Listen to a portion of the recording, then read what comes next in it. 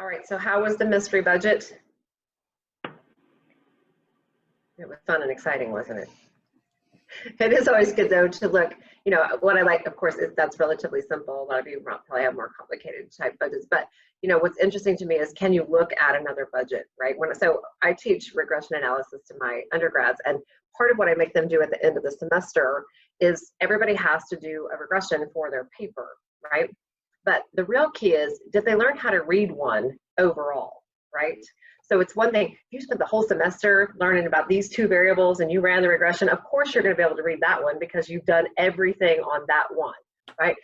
But if somebody else gets up to present their regression, do you actually know how to read that, right? And my whole plan is that you do know how to read that, right? And so it's the same kind of thing with this is, yes, you're comfortable probably with your own budget, and maybe you've been using that same kind of thing, same template forever, but if you picked up a different one, would you be able to recognize the pieces of it based on that? And if somebody picked up your budget, would it be a mystery? Or would they be able to read what it says? Like, do you have enough detail in there? Have you included enough of the pieces, right? So what do we think? Does anybody want to chime in here and see for question number one, what payroll employee is going to spend the most time on the project?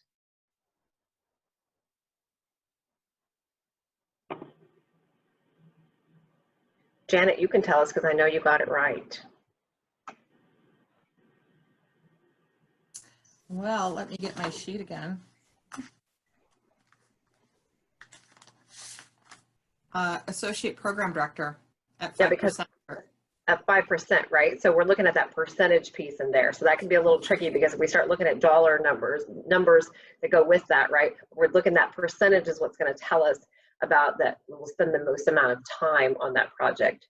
So where's this project going to take place? Hey, Trish, I have a question. Yes. Why? So we were looking, the group that we had, the project coordinator. So how is that other personnel broke out? Because we look at that and see the $8,000. So is that more of a consultant or is that? Oh, well, see, you got tricked. Sorry, Janae. I did. So it's because look what you did. That's the other personnel. So technically, and it's because the question's not very clear. And I thought the same thing when I looked before because I would have looked. But notice that it's the salaried personnel. Mm-hmm. Well, these other people are just other personnel. So they're paid by the hour, right? So what the question is actually supposed to be asking you, it's a payroll employee. Well, and again, there's that wording piece in the question. Should have said salaried employee. And I actually meant to tell you that when you went to the breakout room and I forgot. So that's a good question. But that's what it is. It's because notice how there's two separate categories here because they're counting. And again, this is an interesting field, and that's why we look at some of these things sometimes. Notice how in those salaried employees, that fringe is included. Mm-hmm. But in the second one, the project coordinator, right? Is the coordinator an employee or not? Well, we don't know. Well, it doesn't look like it, because why? Because it's not in the salary piece. But it's also not including the fringe. Right. There's no taxes withheld, so there's not an actual employee. So that's somebody who's contracted out is what they've done here. But see, we have to look for that because we don't see any taxes withheld, no fringes included. So that's why it's not the project coordinator, because that's actually a service provider in this case. Gotcha. Okay. Okay. Okay, so where's this going to be? Where's it going to take place? At the library. It's at the library, right? Yay! It's at the library where all good fun things go. Right. All right. So the project's going to take place in the library. How many activities are there going to be, and what will these activities consist of? This is Mackenzie. We came up with 10 activities based in the library and by the artists, potentially putting on an event or a class. Exactly. And how did you know that? Because it said you were paying them 10 times their base wage. Right. So that 10 gave us away there, right? Because they're right next to each other. Otherwise, it was funny because when I first looked at this, I thought, how are we supposed to know that, right? It doesn't, it's not safe, but it does actually, and again, this is one of those opportunities for you. If somebody else would look at your budget and not understand what you're doing, you might want a little more detail to go with that. But we were able to actually, and mostly because I would guess that the reason we were able to tell that more than anything is because it was 10 in both, right? So 10, okay, we're gonna have artists come 10 times. That was easy to see, and we know they're gonna be at the library. So yes, probably either a class or a painting, maybe, like, you know, where you actually get to just do it. Maybe they're teaching something about art. We don't really know that part for sure, but we do know, in fact, that we're gonna pay an artist 10 different times to come to the library, and we're gonna have to pay for that space 10 different times. That library didn't give us that in kind. Come on now. Somebody needs to get to work. All right, so those are those two things that we have. And how are we gonna pay for this? The library's donating the. Yes, You so said there is a space donation here, but we're still paying for the what? So they're letting us have the space, but they're charging us the usage fee. So like for the lights and for the personnel that are going to be there, that they have to pay to be at the library when they're there. So they're going to give us the space, but not the usage. Bummer. Okay, so we're getting that. So we're going to pay for it with that. Also, what? Who's the big payer here? It looks like there's 5 sources of income at the bottom. Great. And who's spending the most? That would be Con Edison. Con Edison, about $30,000, right? Good. So see, that wasn't that bad. And hopefully your budgets are even easier to read than this. I highly doubt it, but there you go, right? Because you probably have a lot more things on your budget than this one. All right, so that was your first foray and started reading numbers. And then we're gonna get into, let me get rid of this so we can go back here. I'm gonna go ahead back to screen share mode. Hey, guess what? We're rocking and rolling here. This next little section is the last part. You have to listen to me talk, and then you get to actually do your own little variance analysis. And I love variance analysis because it's not overly difficult to compute. And like I said, we can use Excel to take care of it for us. And it really is a nice snapshot for us. But there's a few things we want to cover when we get to this and make sure that we understand what is the variance analysis and why do we care and why is it useful for us, okay? So let's first talk about what that is. Most of us sort of know, I think. Variance is just a difference between what actually happened and what we expected to happen, right? And we have variance in everything we do, right? If any of us would have said this is what we'd be doing in May, right? Variance-wise is a very big difference from what we were used to doing probably most Mays or Aprils or Marches, right? So we have a variance here. That's a difference between that. So when we're talking about a variance analysis, right, this is just a technique that we use in budgeting in which realized values are compared with budgeted values to help control operations, okay? So here's our budget. Here's what we should be doing. Here's what's actually happening. Oh my goodness, what's the difference and where's the problem? Okay, so variance analysis, again, focuses on these differences between realized values and forecasts, and it's an important technique when we're controlling financial performance. Okay, the last thing we want to do is wait till the end of the year and figure out that we have this huge surplus, or more likely, this huge shortfall, right? That would be terrible. So we're looking at this variance analysis to be an examination. It's really this health checkup for us. And again, it's a really useful, quick, easy tool. There's a lot more complicated ratio type analysis that we could do. As a matter of fact, if you pull out a financial management textbook, there's about 10 different analyses that you can do on that. But you're really going to need to get into the math to go that far. This one is something that we can just check, and it will help get you right back to looking for pieces that could help you make improvements to be more effective and efficient as a grant manager, okay? So first of all, a couple things. If your budget is based on realistic expectations, and let's hope so, right? Now, if you're the one doing it for the very first time, if you've gone through all those categories that we've looked at and you've come up with the best possible budget, right, you should be pretty close to expectations.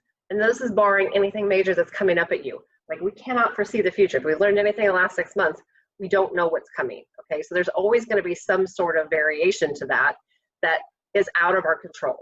But here's the thing, a lot of the things can be controlled by the manager of the grant, okay? So variance analysis really helps provide us with this useful information. It doesn't give us all the answers, but it's a really good start. It helps us ask the right questions in the future, okay? So this analysis is really essential in your manager in control, right? Because if you take actions in response to this, they often have the potential to dramatically improve the operations and financial performance of your organization, right? Because as I mentioned, a lot of these things can be controlled. So the primary focus of this, now, when you do a variance analysis, this is not the blame game, okay? We're not gonna do a variance analysis at the end of every quarter, or you could do it at the end of every month, to look to point fingers at, oh my goodness, you guys are spending too much in this piece and this piece. This is the part that you're using to be useful and used, right? You want to see where the problems are and go find out, but it's not a finger pointing kind of thing, right? This is actually to uncover the cause of operational problems so the problems can be corrected quickly and possibly avoided completely in the future, at the very least to be minimized as we move forward, right? So, and as you all know, not every variance can be controlled for by you as the manager. So knowing what they are, though, is essential, because then maybe we can adapt and make some changes to tighten those controllable costs to offset anything that's unfavorable that are coming beyond your managerial control, right?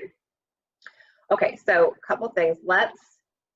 We're going to look at a couple different examples, and then when we finish, I'm actually going to give you one of your own to look at, right? And hopefully then once you get back, for those of you who already have a working budget, that if you haven't been completing a variance analysis, that you'll be able to look at what we did here today and be able to do it for yourself for your own budget. So that's hopefully going to be a really great tool for you if you haven't been using it. So couple things, let's look at this. This little variance analysis, and I will mention, I said I would tell you about some things at the end on the reference page, but this is one of them. Louis Kopensky is, like I said, the leading healthcare finance guru, and his textbooks are super hard and heavy.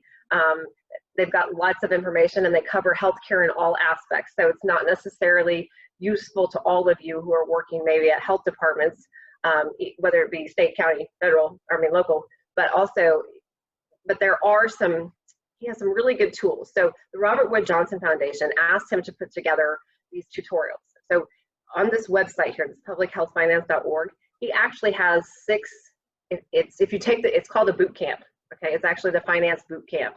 And again, while his textbook is really thick and heavy, this particular modules are very simple to read through, and it's a really good reference point. So these examples that were taken actually come from that. They're part of, I think this is the third module, but there are 6.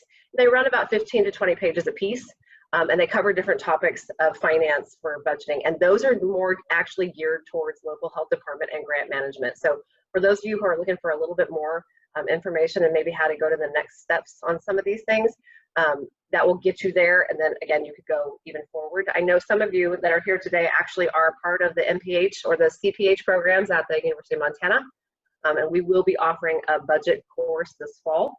I will be teaching the budget course this fall. We will be getting more and more into that math, so if that part excites you and you wish to know some more stuff, go ahead and join that. You can grab that class. I did check yesterday and it's not full yet, so we do have some room if that would be of interest to you to keep moving forward. And again, this tutorial is actually really nice, especially if you're relatively new to it, because it's got the 6 modules and they break down to about 15, 20 pages a piece. Now, a couple things about his modules, though. They are sort of basic, and they're to do that so it's not scaring you away to start with, right? So his first example here talks about this dental clinic. And if you look, this is the first quarter expenses versus the annual, okay? So that makes sense. All right, so we finished the first quarter, and this is the budget. So this isn't the actual expenses. This is what was budgeted for the quarter. What I hope you can see right away is this. His annual budget listed, let's say for the director, okay, is $53,334. If we divide that by 4, right, we would get $13,334. Makes sense. So that's our budget for first quarter. Now, that's all well and good. That means every quarter's budget is $13,334. But think about it. For those of you who are working in health departments and programs and projects, do you spend the same amount of money every quarter for every service that you have? Not necessarily. Now, your compensation for the director may be, because that may be, here's the annual divided by 4. But think about this. Does your budget, if you had a line for clinical supplies, notice here they have $10,000 every quarter. Okay, if you're giving out immunizations, do you have the same amount of immunizations every month, every quarter? No, you're going to be heavier during that flu season time, right? It's going to be heavier at that point. So here's what happens. If you just take that annual budget and divide by 4, because either that's the way you were taught, or because you've never done it before and that seems the most reasonable, which again, at first glance, divide by 4, that's how we get this. But the problem with that becomes this. You're going to be way over budget on those months that you're going to give those immunizations, because you're going to need clinical supplies. You may need extra staff for those months. but then, so it's going to show that you're off. And then later in April, what's going to happen? You're actually going to not use that much, and it's going to look like you have a surplus there when you really don't. It's because you divided your budget just by 4. So think about this. If you have your budget divided in 4 quarters, just based on what the annual is divided by 4, take a look at it when you get back. Is part of the reason that you're seeing, like, having to really stress yourself out on keeping track is because you have to say, oh, well, we spent more this month because we had this. Is there a way for you to take some of those things and say, wait, the budget for first quarter should be this? Now, again, while the director compensation may need to be that $13,000 for all 4, because it's the same, maybe clinical supplies is $15,000 in first quarter and only $8,000. Again, we're not talking about increasing the budget. We're talking about how do we divide that between quarters so that when we do a variance analysis, we're getting realistic results and not trying to say in our heads, oh, it's because we actually had to give all these immunizations, so that's why we're over. We're going to be fine in March when we give less. That's just too much stress for you. It's too much stress to try to compensate and try to justify why that is. If we have it in the budget to begin with, we're not going to make that mistake, okay? So again, this is for an example. So they have clearly divided by 4, and that's what we're going to go with today. But for you personally, when you get back, are there pieces in your budget that you could change what that quarterly looks like so that you can keep track a little more effectively and efficiently? Okay. All right, so relatively simple, divided by 4, that's what he has, all right? So here's what we need to do, though. To conduct a variance analysis, we're going to have to see, we know what we should have had in the budget. Now the question is, what do we have?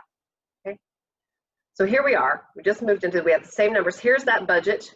Here's what was actually supposed to be given for every quarter.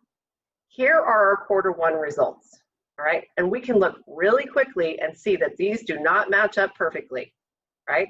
Oh, look, 13,000, it was 12. 7,000, it was 8. 25,000, it was 27. We're off in every one of these categories. I don't know, have any of you ever done this and looked to see what your actual was versus initial? I'm guessing you have, and you probably have had them be not perfect, right? Well, why is that? Well, for lots of reasons, but we have to figure it out, right? We want to determine what this actually is because we want to make sure that our actual results are going to eventually line up, right? Our budget only lasts, it lasts for the whole year. We've got to figure out how to make this work. So how do we tell the difference, right? So here's our little formula for variance. Now, you can do this one of 2 ways, but I do it this way. On this one, you're going to see that when you get to your workshop that your little Excel sheet that's opposite of this, but that's okay, it doesn't matter. You can do it either way.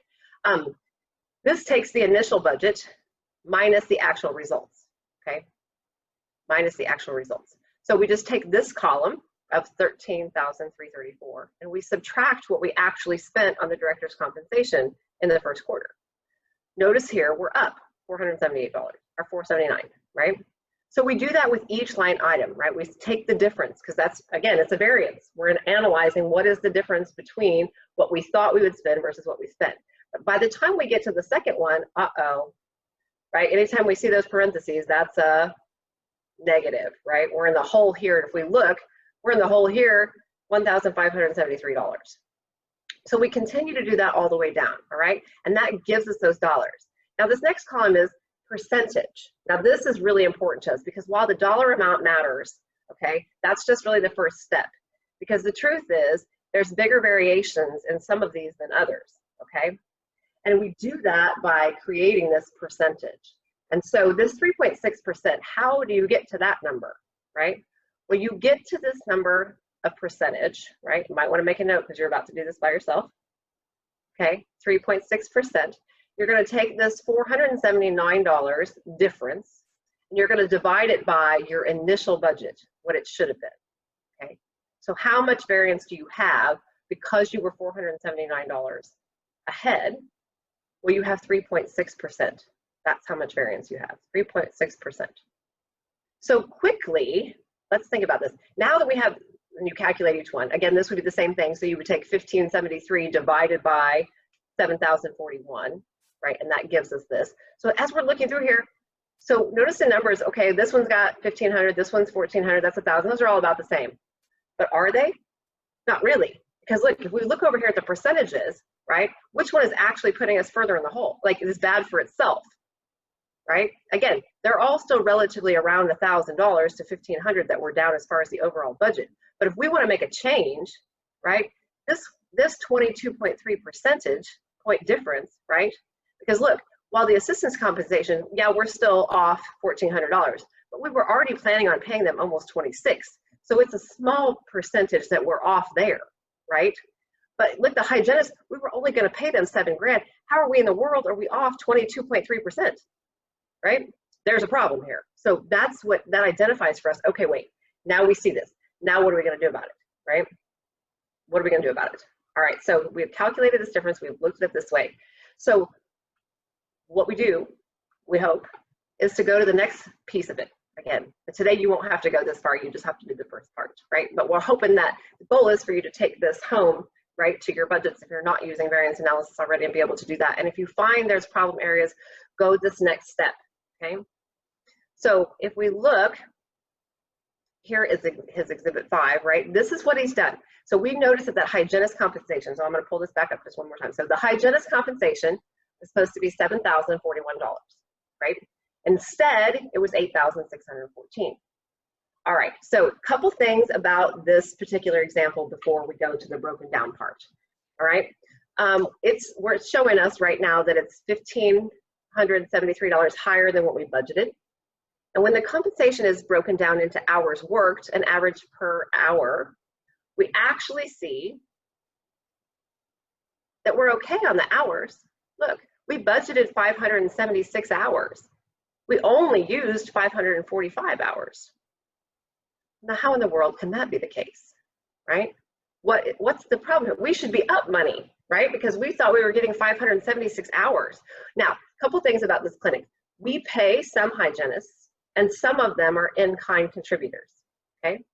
So we have some that are volunteering their time and others that are paid. So what we did was we thought, okay, 576 hours worth is what we're gonna have to pay for. Everybody else is gonna be in kind, all right? So no problem. And again, we look and we think, we're under hours, but look at that average pay per hour, right? We thought we were gonna pay them how much? $12.24. We actually paid them $15.81. What? Okay, that's that fair market value. Maybe we didn't understand, right? Maybe prices have changed, things have changed. Maybe we created this 3 years ago and we just weren't working to think about it. So at first glance, it looks like number of hours wise, we're actually good, we're up. We had a positive variance of 31. This means that hygienists actually worked 31 hours less than what we thought. But because we have this pay compensation problem, right? That means they were paid on average $3.59 more than what we assumed. That's a big difference, right? That's a big variance. It's not, we thought we were gonna pay them $12.22 and we pay them $12.30. We thought we were gonna pay them $12.22 and we end up having to pay them $15.81. Okay, so once we do that, once we break it down into hours and rate, now you have that additional information for analyzing your budget results, right? Now we know that the failure to meet the budget wasn't a result of more, because your automatic assumption is, oh my gosh, we must have had more hours, but that's not actually what happened, right? So ensure, now this is the end of our first quarter. So what are we gonna have to do? Are we gonna be able to pay them less? Probably not. That must be the fair market value for what's happening. We just did not either know that or didn't make adjustments like we were supposed to.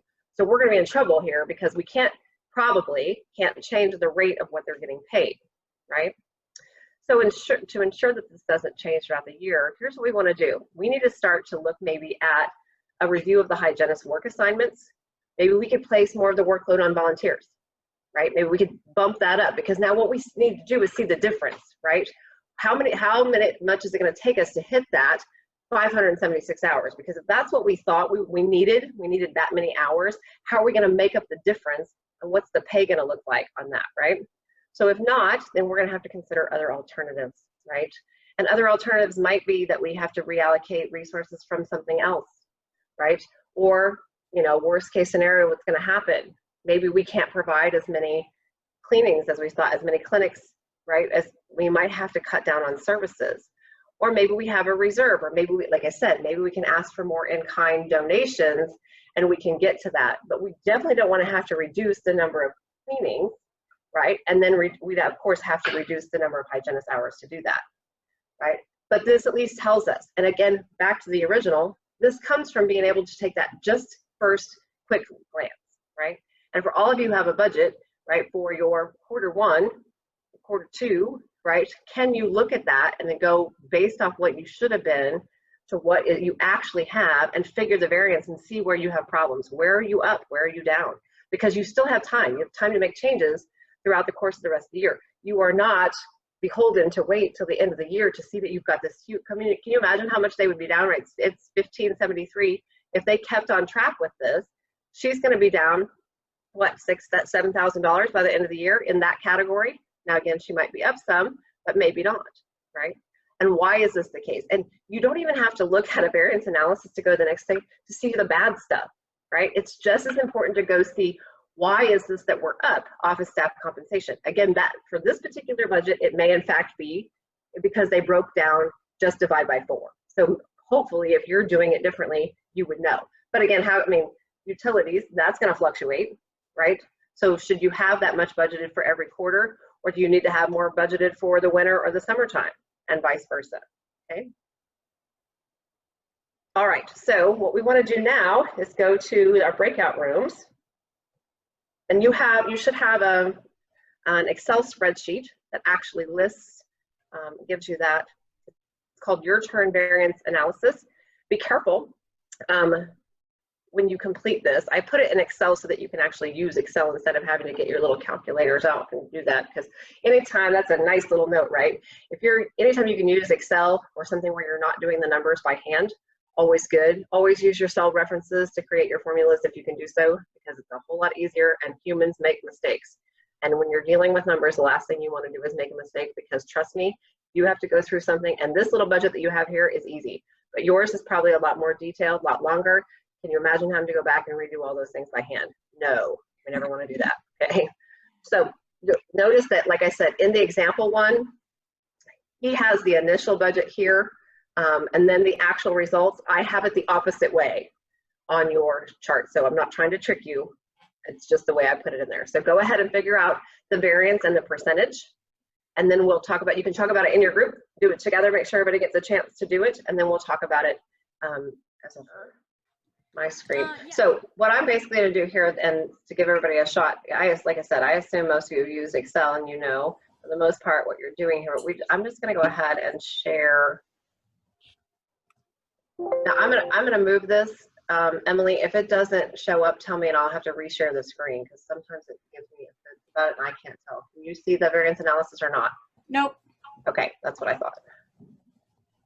So I need to go back to here. It makes me reshare it is what happens. So that's why I was asking, even though it's on the same screen the other one is. Now can you see it? Yes. Okay, perfect. All right, so let's just double check to make sure that everybody's looking, got the same thing. And again, you may have done this backwards. Oops, didn't like it there. Right? So what we're looking at here, again, I did like the example did. Now I set it up for you to go the opposite way, right? So you could have done it that way, or you can do it the other way. So either way, the number's gonna be the same. It's just gonna be a plus or a minus, right? So you just have to, whatever you're most comfortable with, don't confuse yourself is the key here, right? So we want to make sure that you actually understand the variance. So when I just did this a second ago, I went ahead and did it like we did in the example. I took the budget minus what we actually spent, right? Budget versus actually what we spent. So notice here that gives me a negative number when I get it, right? So I know automatically that that's a negative.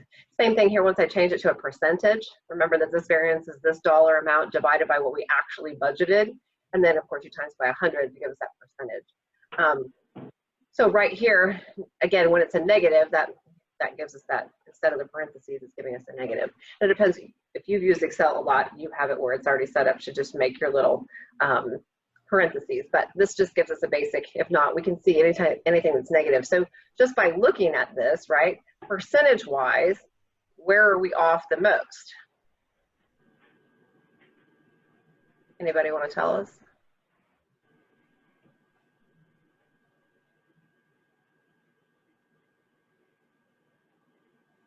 How about payroll taxes, right? Uh-oh, right? So somebody remembered the fringe but forgot the payroll tax, right? Or didn't realize there was going to be as much of it there, right? So because we see that we're 4% in that hole here, that's a big difference for that piece of it. Now again, looking at the overall variance, where are we the most in the hole? Well, the most in the whole total is the personnel cost, right?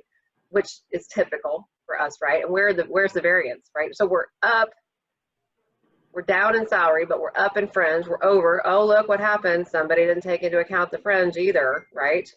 And this, so think about that. Actually, we're under, sorry, we're under is opposite here. We're under on the fringe, but we're over on the payroll, right?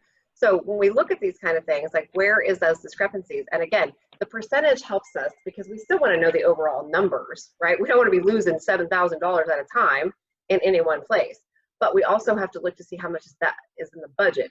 And notice, like for salary overall, right, $7,839 in this $1.6 million budget, right? So we want not only the numbers, because that's important, because that's going to mess up our overall budget, but also this percentages so that we can identify that. So what we'd want to do is go through here and see how come we're up on supplies, how come we're down in payroll taxes, right? And that would be that next step that he then does, where he looks to see those hours, right, of the hygienist versus how much we're actually paying, especially if the payroll taxes. We need to have a little chit chat with that payroll department, whoever's doing that, and figure out how come we're off so much, right? I mean, did they get higher? Was there something passed that we didn't have in our initial budget? And that can happen, right? Like think about that. What if something was increased and we didn't have that in our budget? So clearly that's going to be wrong, but we need to make an adjustment because we can't afford to do that for the rest of the year, right? So that's really our overarching goal. So hopefully you can use that little variance analysis tool moving forward. And again, I think that's a really, it's one of my favorites here. Let's see if I go like this. Did I go back to the screen or no? Is it Yes. still? Yep, no, it looks good. Sorry.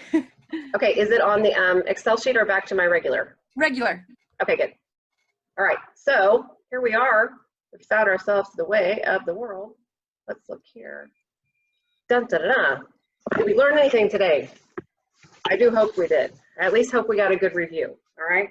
For a lot of you, I know it was a review, so I'm glad that you got a few chances to think about things. So let's think about this. Here's the things we were supposed to learn today, right? What should we be able to do? Identify the 3 overarching categories of resources that managers allocate. Who remembers what those 3 things are? Anyone? How about time, money, and things, right? Time, money, and things. All right, what were the 5 reasons for documentation?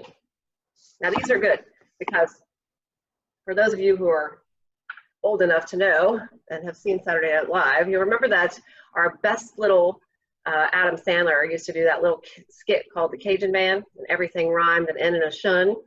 So almost all 5 of these, except for the very first one, ends in that shun, so we can remember why do we need to document, right? So the first one is just manage effectively, which we hope that's always our goal as we start. But the rest of them are shuns. Why do we document? For evaluation, right? For dissemination, for replication, and for evaluation, right? So that's the reason. So we can sort of keep that in our head. And if you haven't seen Cajun Man, you should catch that because it's funny. All right, so the 3 categories of project documentation, did we cover that? Do we know what we're trying to document here? Yes, we have those financial transactions, right? We have occurrences and we have events or processes, right? We have occurrences and events and we have processes or components. And remember, those occurrences and events are things that just happen hardly ever, like the gala or the thing, but processes and components are a lot of that. And then of course the financial transactions are going to take up a huge part of our time when we're documenting, right? We looked at the difference between in-kind contributions, and not to get hooked up on that, what does it mean? Remember, cash is cash. We want to make sure in-kind can be almost anything, right? But remember, it's a contribution. Anything that's cash is a donation. Otherwise, we should be good on those in-kind contributions. Direct versus indirect costs. Remember, indirect is that sort of fishy thing that we probably call overhead. And on the opposite side of that, direct falls into those 9 categories. And when we see it, think about how we had to actually classify those and how some of them were relatively easy and others were a little bit more difficult. Remember, the grant budget is not the total project budget. It will cost you, in fact, for those of you who are new to this game, it will be more than what your grant says, okay? So start to see where you're going to need that. Look at those 5 components and see where you can make some changes, and are you going to need to get some additional funding or some additional in-kind contribution, What are you going to have to do to make up the difference between what the grant budget is and what you actually are going to have to be responsible for? And finally, calculated a simple variance analysis. See, I didn't even lie, math at the end, and it was relatively simple, right? Why? Because I'm following the financial maxims of being honest and being prudent and being here. So it was fun. So hopefully this has been at least a little bit for you. Here's those references. Again, the first one here is those that financial tutorial services. There are six modules. If you go to this one will take you straight to that tutorial. That's the one I grabbed this off of. But if you actually just go to publichealthfinance.org, there at the very top there, it says boot camp, and it's free. So it's boot camp. There are 6 modules. Like I said, he is the be all end all about that. Let's see, budget, health, and finance basics. This book. So the one I used for the most part was this grant winners toolkit. A lot of your pieces came from that, and it's that project management and evaluation. But they also had another book out that was written a year later, and this is the grant seekers toolkit. Now that seems like you're still, you're going after your grant, but lots of pieces in this actually go with if you already have a grant. Now, what's really good about this one is if you happen to have access to the University of Montana's Mansfield Library, it's free because it's an online text. Now, even if you don't have that, so for some of you who said, okay, the variance analysis, that was nice, it was simple, it was easy, but I need to do a few more things, or I don't know how to really get to my direct cost, like how much are each of those little pieces gonna cost? So in this one, especially if you're gonna create your next budget to make sure you've covered the pieces, they actually offer these spreadsheets. Because this book is older and it came like with a disc originally, they have put those spreadsheets on this website at Wiley, and you can download them. So it actually has a lot of different, there's probably 20 different Excel spreadsheets that can help you start to like calculate all this and how you go and put all the pieces together, especially if you're coming up with a budget that you want to do the budget narrative for. So that's actually really useful information. Again, this is that series of 6 tutorials, and then that book that I was using, that budget justification came from here, and your mystery budget came from the bottom. So hopefully that's some really good resources as far as that goes, and that will put you on the right track in the future. And remember, if you haven't signed up, you're an MPH or CPH student for the budget class in the fall, I'll be waiting.